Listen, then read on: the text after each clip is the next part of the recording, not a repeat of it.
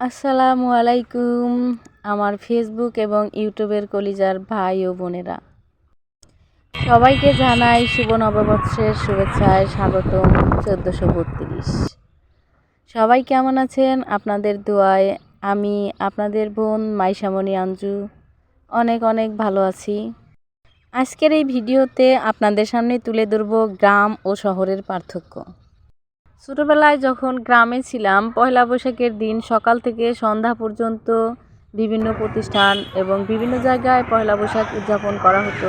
সারাদিন ছোটাছুটি করতাম, বিভিন্ন গান বাজনা খেলাধুলা বিভিন্ন রকম অনুষ্ঠান হইতো সারাদিন ব্যাপী। কিন্তু শহরের ক্ষেত্রে পুরাটাই ভিন্ন।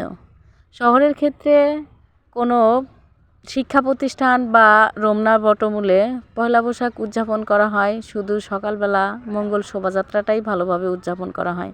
সারাদিনে তেমন কোনো খেলাধুলা বা আনন্দ বিনোদনের কিছুই থাকে না। শহরে সবাই ব্যস্ত হয়ে পড়ে কোনো না কোনো পার্কে, রিসর্টে। সেম একই, সেটাই আপনাদের কাছে তুলে ধরছি। আমিও চলে আসছি মনপুরা পার্কে, কারণ সারাদিন অনেক ঘোরাঘুরি করেছি। সারাদিন ব্যাপী কোথাও সেরকম কোনো অনুষ্ঠান হয়নি।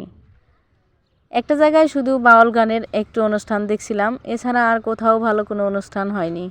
তো বুঝতে পারলাম শহর আর গ্রামের এটাই তফাৎ। তো এখনও জানি না যে গ্রামে সেম আগের মতোই সারাদিন ব্যাপী অনুষ্ঠান হয় কি না। তো ভিডিওটা এখানেই শেষ করছি। সবাই